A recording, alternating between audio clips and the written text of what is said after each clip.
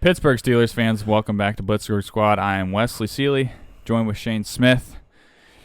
Steelers just fell to the Browns 29-17 on Thursday Night Football. Obviously, I know we're going to jump right into this and dive in and break this down here, but generalize your thoughts for me here right off the top of this podcast here and give me your overview. Is that yet again another up and down performance where our defense was on the field for way too long in the second half? Yep. I'd have to see the exact time. It had to have been like 5 minutes our offense, 25 minutes the Browns. Oh, yeah, it was a clear mismatch of time possession. And it gassed our defense, which led to long drives, which led to just pathetic performance. That's what I was going to say. It's a lot.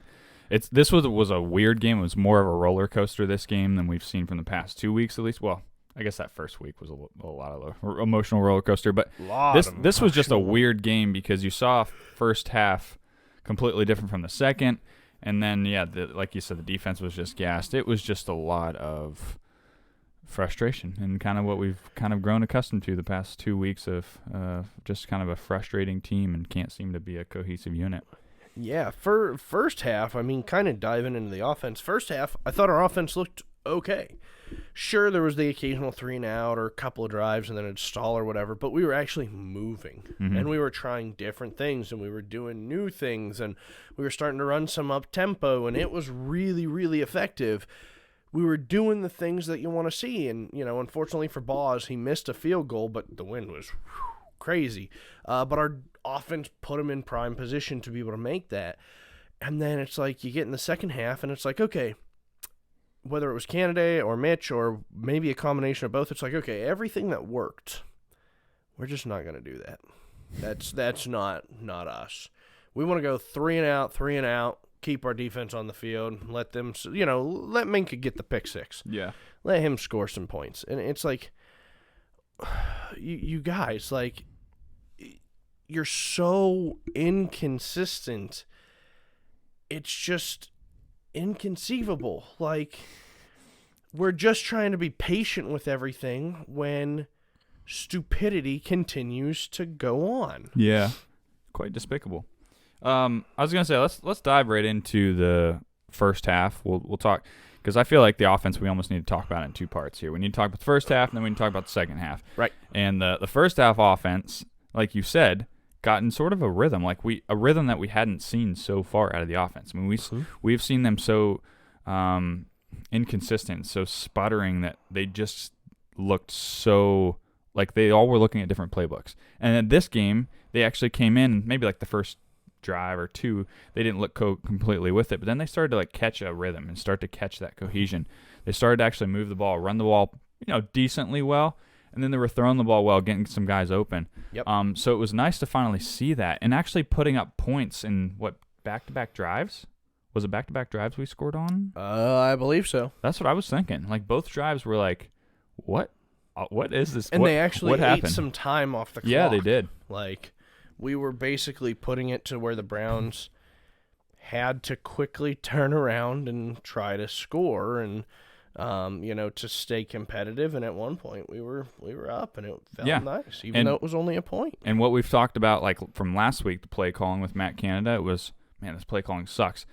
First half didn't look too shabby, and even, I guess because Mitch is a part of it, we talked about Mitch too. Of he's not seeing the field well, and he's not making good reads. He looks just a little like twitchy in the pocket back there. He's just getting a little bit of happy feet. I thought he looked good too. He looked good in the pocket. He'd stepped up. He escaped some pressure.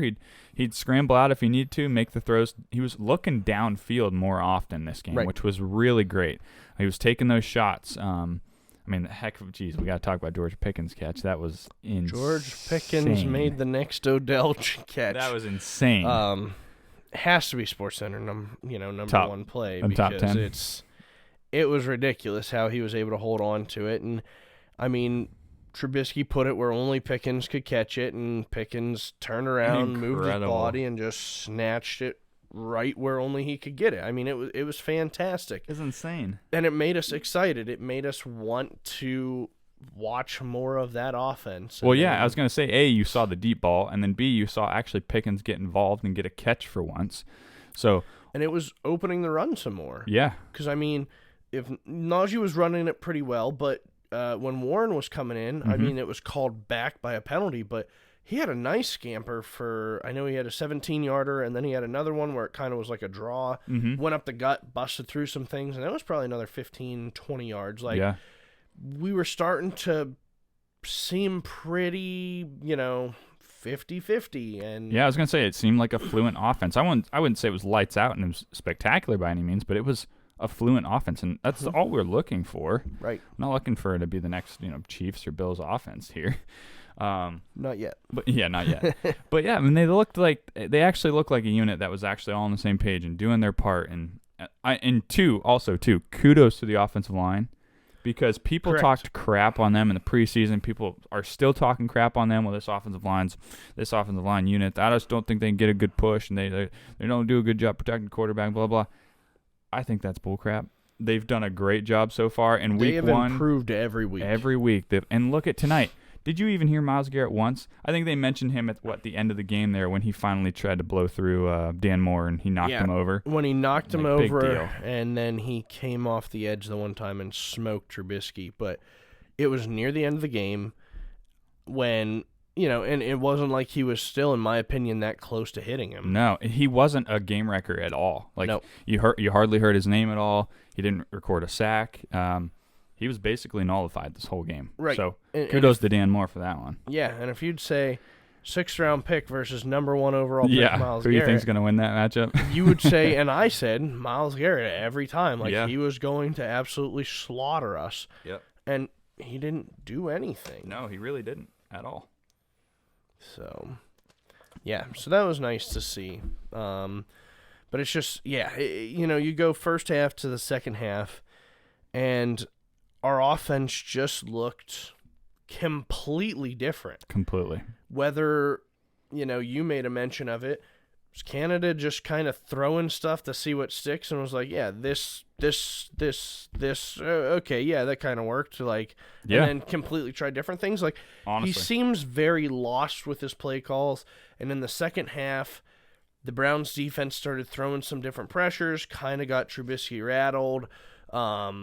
Our, wide receivers started not making plays that they should have been making at times, and it was just overall, you just watched just go from being okay to just falling apart. Yeah, I mean, we had that opportunity right before the half, kind of let that one slip through our fingers, and was like, okay, well, we get the ball in the second half. Not a huge problem. We'll hopefully build on that confidence we built in that first half with the offense. Use that to score in the second half and open this thing up. And it's almost like it's almost like we lost some sort of confidence with that last drive at the end of the first half going into the second half, because it just seemed like we just started to implode. Like, offense just could not catch a rhythm or get into sync, and couldn't really get anything going. I think we had 2 or 3 3-and-outs. And by that time, Browns had already possessed the ball for freaking 10 we or were into the fourth 17 quarter. Minutes. It was 9 stupid. minutes in the fourth quarter. Yeah. And so it was bad because, the Browns offense did what they were supposed to do and basically said, well, we're not going to let you have the ball. But at the same time, we got the ball to start the second half. We should have did that to the Browns offense, and we should have just been running the clock and killing it, giving our defense some extra time to rest. And instead, we basically went out looking lost. Yeah, because looking like we didn't know what to do or who we were. At half, it was 14-13. We were up by 1 point because we got the extra point. Yep. You would have thought just even having a 1 point lead, or even being a tied game would be a way to do it. But even just having that 1 point lead, I feel like that would just propel the offense. Let's go put this thing away. Let's go put some more points on the board. Even if it's only 3 at this point, get the field goal. Just take some time to possess a drive, keep your defense off the field, and then give them a time to come back on and make a stand before you get the ball back for you. But it just wasn't that at all. It just seemed like we saw a whole brand new offense in the first half. Second half was a lot of what we saw in the first week and second week so far. Very frustrating, very confusing. I don't get it, and like like I made the point to you, basically it seems like Canada's just throwing darts here at a board and just hoping that he hits. It just seems like that. As a fan's perspective, it just seems like I don't know what scheme we're trying to go with and what we're trying to do on offense, but it just seems all over the place and weird. Like receivers are getting frustrated. Mitch seems to be misreading the field still and inconsistent. Play calling shoddy. It's just weird, man. It's a weird time to like digest these games and break these down. Definitely a weird one. I don't know, man. This offense, I'm sure it's going to get some weird grades from us here, but yeah. I mean, first half offense, I would have given them, a B plus. Something. That's fair. Second half offense, other than the last drive to get us into a field goal range, I'd say D minus. Like, probably even worse than that. I'll go F plus on that. I was gonna say. Just because, I mean, 3 and out. Okay, finally, kind of, sort of sustain a drive, but it's way too late beyond that. Right. It's not worth anything. I'd say more negatives than good. I'll go average, and I'll go D. I'll just go a straight D between first and second half combined. Yeah, I'm going D minus because I just think that first half does not outweigh that poor performance in the second half at all. It was good to see and it was great. I just think that's what we should get. It shouldn't be a surprise. It should be this is what we should be accustomed to. This is what should already be expected of this offense with all the players that they have at their disposal. It's just sad that's what it is. So yeah, I think the second half clearly outweighs the good for me. Yeah, and I might have graded them higher if it would have been a rocky first half and we would have improved in the second half. Because then it would have been like, oh, okay, we kind of went where we started, with the Patriots, kind of improved. Second half, we started to improve a little more. We've seen the positive growth, but instead it's kind of like, oh, okay, like it looks okay, and then boom, right back down. Yeah, I think that's what makes it more confusing too. Because if you start to progressively just get better throughout the game, that almost makes sense. You're either starting to wear down the other team, or you're just starting to figure out a good game plan to go against what they're doing. Just watching some film on the sidelines. I don't know. It's just really weird. I'm going D minus, man. I offense needs to get better fast. Yeah. So we lost. Who's your LVP on offense? LVP on offense. I'll let you take the first pick.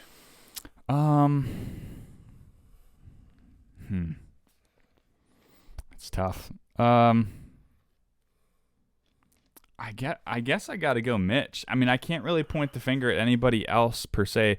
Thought Jaylen Warren, he looked good, but he had that one fumble. It's like we didn't lose it. We thankfully were able to jump on it. Deontay had maybe that one drop, and maybe you could point to that, but otherwise had a decently solid game, 8 catches, 80-some yards, whatever it was. I think you've got to point to Mitch. Like, the line played good. I think you've got to point to Mitch in this one. It's just the play calling obviously is crap. I think all Steelers fans can agree with that. Yep.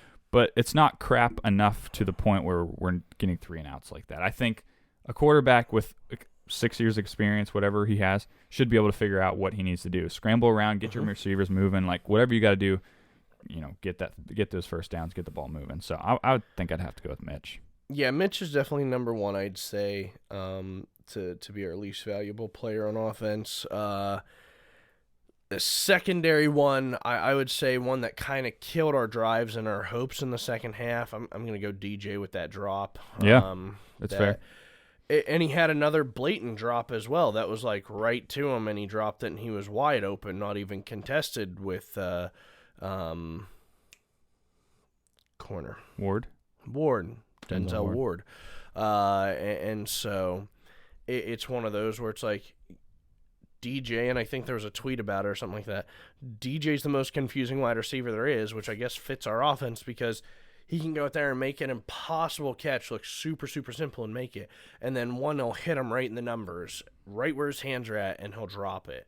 And so, unfortunately, if you're the number one wide receiver, you're the leader of the team, you're making almost $20 million a year. Yeah, you got to make plays. You got to extend drives. You got to help the quarterback out, and he did it. And that was pretty good. That was a good throw by Mitch too. Great. I mean, right on the money. Yeah. And he did a lot of that. I felt like in the first half where he was going out. he'd see Mitch in trouble. Mitch started to kind of move up, to avoid pressure, kind of go out, and he'd start cutting back, and Mitch would be hitting him right along the sides, coming back, and that was working really good. And then all of a sudden, he just kind of like, I don't know if he got selfish or what happened, but it. Everybody lost their mojo in the second half. I don't know what the flip it was, man. Yeah, it was very, very negative. Yep. All right, moving over to the defensive side. This one's weird to unpack, too, because they looked like first initial drive when they came out, because we deferred, I think, the kick, the ball. Yep. We came out and looked decent. We got a stop around midfield there. Looked pretty solid. I mean, I thought for how many snaps they've played so far, they were flying around and making plays on the ball. I was like, okay, that's a good start. But, yeah, then it just started to pile up, and as we said already, offense kind of put the pressure on them as they've done the past 2 weeks.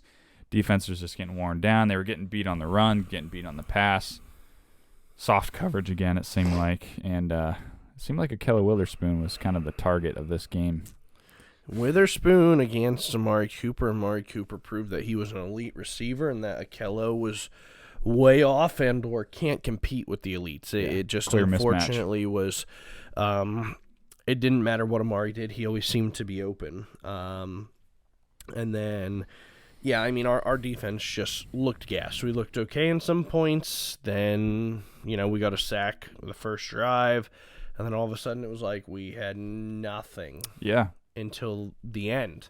And it's just, it's frustrating to watch. I get TJ's a crucial point, but at the same time, Tomlin and the Steelers say next man up mentality, next man up. Well, you can't say next man up mentality if one guy leaves your team and all of a sudden your defense goes from a top 5 defense to a middle to lower of the pack defense. And they say, oh, well, we're not changing the way our defense is run. I find that hard to believe too, because it seemed like we're playing, at least week 1, we're playing a little bit tighter, a little bit more around the field and stuff, and now that Watt's gone, we're playing real soft. We're playing zone coverages where people pick us apart, where our running game's suffering. Like, it's just tons of negatives, and I know the offense isn't helping them, but at the same time, they got to help themselves as well. Your offense is getting 3 and outs. Cause their offense to do 3 and outs. Yeah. And then it kind of evens itself out. Instead, when you let Nick Chubb run an average of 5 point whatever yards per carry, well, you kind of reap what you sow, and you're not sowing a whole lot because or at least not sowing very well because somebody's running right through it. Makes it tough. Yep. I think too, like we'd mentioned about last week, they really didn't get any pressure at all last week. No sacks last week. They at least registered, 2 sacks this week? 2 sacks. Which good, but yeah, still the pressure wasn't consistent, wasn't there. It just sucks too because our offense is so stagnant and inconsistent. It's just a snowball effect for this defense. You know what I mean? They might make one stop, offense goes 3 and out, defense back on the field. And the Browns, especially like the second half, when we saw them take a drive that was like 9 minutes or something stupid. Like in third quarter, it was like from like 13 minutes all the way down to like 2 or something like that. Right. It was stupid. Yep. And they literally just milked the crap out of it. And for the defense to stay on the field like that long, and then our offense comes back on the field, gets 3 and out. Oh, defense, you got to go back out there again after just playing like 13 plays. And it was another 7-8 minute drive. Yeah, so it's just like, I don't know. It's hard. I understand we can definitely point the blame at them because they do need to give our offense a chance again, like by getting some 3 and outs on their side. But it is hard to expect them to try to do that when you're only getting a short break in between each long drive. So that definitely sucks. Kello didn't have a great game. Terrell didn't have a great game. He let up 2 touchdowns, I felt like. Rush defense just sucked. Pressure sucked. It was just bad all around. And I think obviously that just plays all together as a team because if one's not doing their part, the other one's going to suffer. And obviously you saw it here in this game. So absolutely. I definitely agree. And so at that, I know you said a couple of names. Who's your LVP on our defense? I'm gonna take Terrell. Okay. Actually, I think he had 2, and it might not have been completely his fault. I just know he was on the guy as they scored. Njoku and Amari Cooper, the opening touchdown with Amari, he was on both of them. Just felt like a clear mismatch when you've got Amari in the slot and then you've got a safety on him. It just seemed like that's especially when you're at the 10-yard line or whatever it is. Like, you just need a quick slant. At that point, it's like, that might not be the best decision for us. So I don't know if it was clearly his fault more than just like the play call, but he was on him, and then he was also on Njoku for that touchdown as well. So just bad luck for Terrell. I don't know if it's completely his fault, but I'm gonna label him my loser in this one. Yeah, it'd be very simple to go with Witherspoon, and he definitely deserves an LVP grade, but I'm actually not going to use him. I'm going to go Cam Hayward. Oh, okay. So I didn't see Cam do a whole heck of a lot, and Cam, when Watt was out, or when Watt is out, should take over as the leader of that defense. It seems like 2 weeks in a row now, the only person that seems to be consistent and trying on that front four is Highsmith. And I think he's playing well. Hayward just kind of seems lost. Like, when Watt's in there, all of a sudden his play seems to be elevated. I think it should be opposite, to where if Watt's out, his play should elevate. He should take over that role as the number one guy. He should be pushing people back. He should be playing mean, nasty, gritty football, and it just kind of seems like he's getting lost in that shuffle a whole bunch. Yeah, maybe part of it's defensive calling, but at the same time, when you've been in the league for 12 years and you've done what you've done, I think you kind of get a little bit of a say and be like, no, like, this is what we're going to do, and this is the best and stuff. And I don't know. I think you need to take that leadership role a little bit better and or make some plays. And other than week one, he's not doing that right now. Yeah, the whole defensive line on the interior is just not getting any push. It just seems like they didn't last week against the Patriots, this game against the Browns here, no push from the interior. And I just wonder, like, is it because the TJ Watt effect of not having him out there and not having extra guys to double team him to go towards the edges, or have a chip on a guy, just that extra focus on the edge, because then you're not focusing on the interior. It's like, if we don't have to focus on TJ, who else do we have to focus on? Oh, Cam Hayward, Alex Highsmith. Let's, move those guys out of the way. Who else do they have to worry about? Really nobody at that point, and that's not trying to discredit like Malik Reed and Ogunjobi and stuff, but really, like, are you going to game plan around those guys? No, probably not. You're just going to handle them, during that game plan. So I don't know. It's just, I wish that we'd see more out of Cam Hayward. I don't doubt his effort. I just wish that we would see more out of him. Right. Okay, so we got the LVPs out of the way. What's your grade for the defense then? I know they've gotten gassed a lot, but they've also unimpressed, and they didn't get a turnover this game. They did not. Didn't even look like they tried to get a turnover, if I'm being honest. I'm going to go D+. I'll go a little better than the offense, but overall it was just a bad performance by both sides. And okay. I'm actually going to go C+. Okay. Believe it or not. I will say I think the defense is still a good unit. I think obviously when you get TJ back, it'll be really good. I think they're a good unit. They're just getting worn down. You're asking them to do too much at this point, and we've seen it the past couple weeks. They've played so many darn snaps.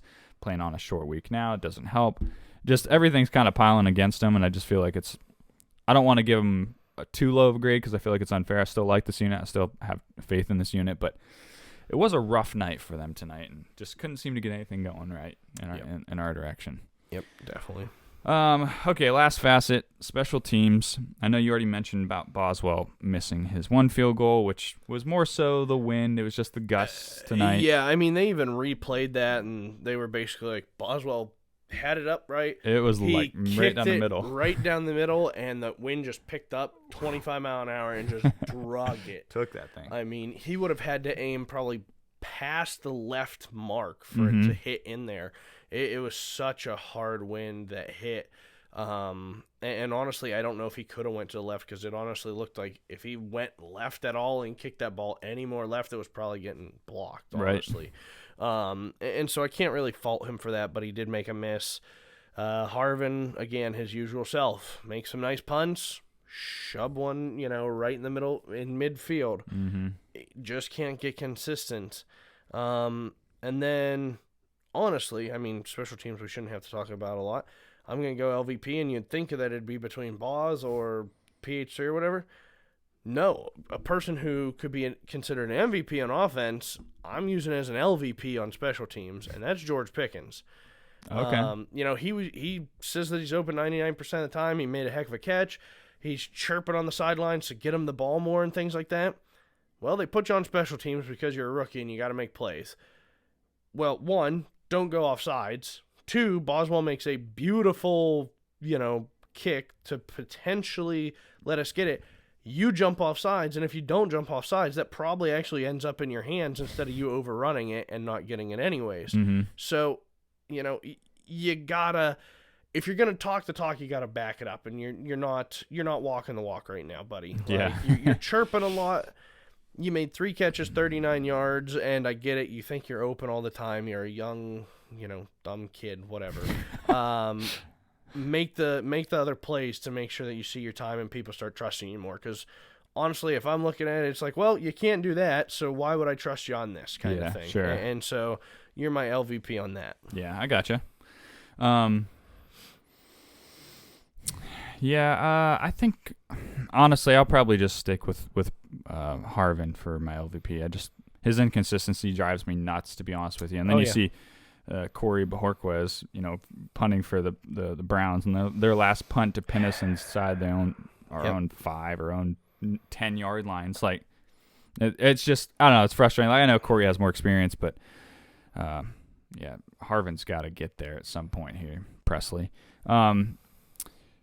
The thing I will mention, though, I did like out of special teams this matchup, and I've actually liked it so far this preseason this year, is Miles Boykin as a gunner on the punts is freaking incredible. He flies down there, and he's not afraid to lace. No, he makes great tackles, makes great plays in special teams. And then Miles Killebrew, okay, he had a tipped punt block, sort of. I guess just he got some fingertip 25 yards. Yeah, so he was part of a bad punt, which gave us good field position. Which I mean, we didn't do anything. Is that the one we missed the field goal?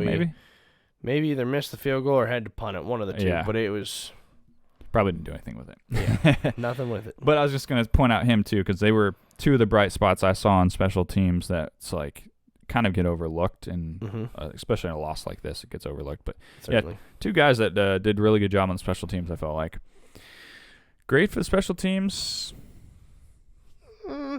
They had some bad, more good than bad. I'll go B-. Okay. I'll say that was our winning spot of the team of the night. Yeah, that's fair. I'll join you at B-. I think that's a pretty fair grade. I think you had one missed kick by Boswell. Really, I'm not going to put on him. It's more so the wind. He made a perfect kick. If it was in a dome or settle wind, even just windy but no gusts, he probably had that still. So, right. Yeah, I think that's pretty fair. B-.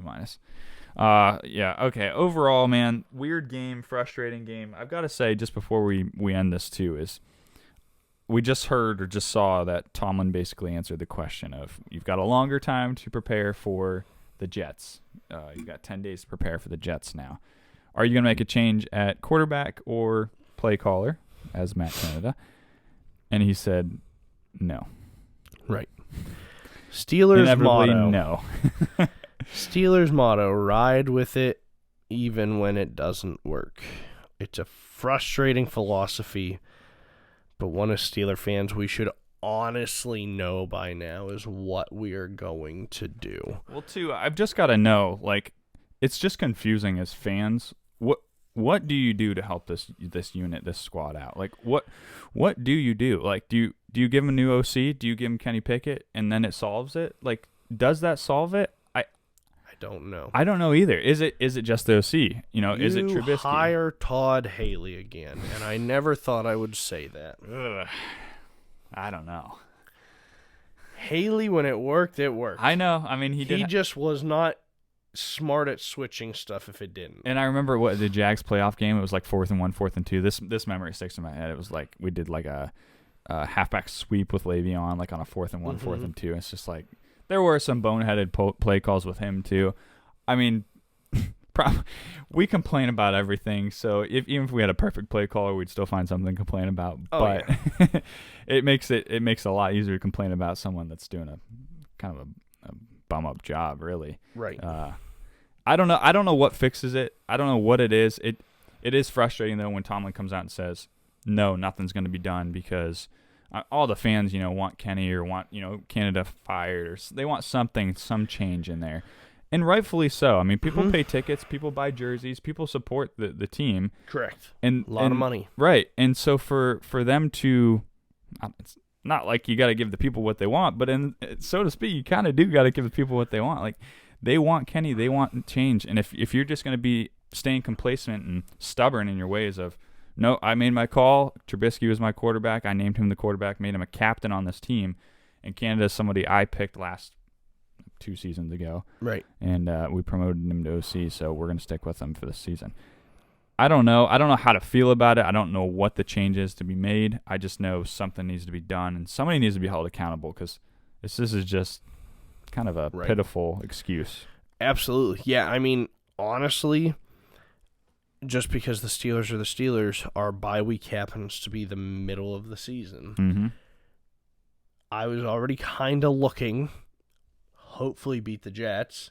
Then we have the Bills. We've got a stretch that's rough. We have a very rough stretch. It's the Bills, the Bucks, the Eagles, Dolphins. The Dolphins. I mean, we have teams that are absolute monsters right now.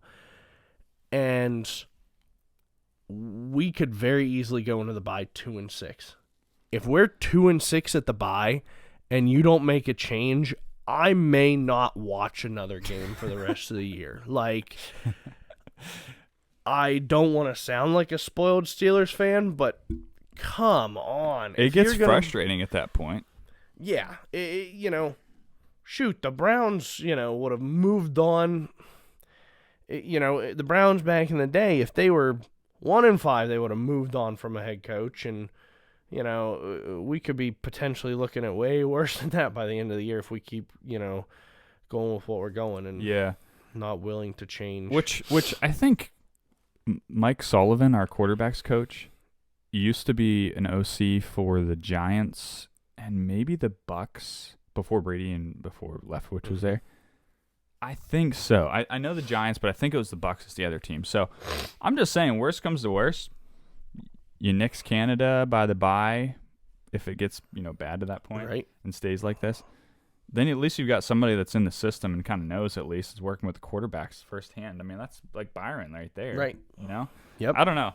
Something needs to change. It's just frustrating to watch a team with so much talent. We said this last year too, but even more talent now with some younger guys and the speed and the physicality that we have. It's like, dude, and now it's like last year was in the previous years, the line sucks, the line. Well, the line's actually looking decent so far, so you can't say that's the sore spot here. So right.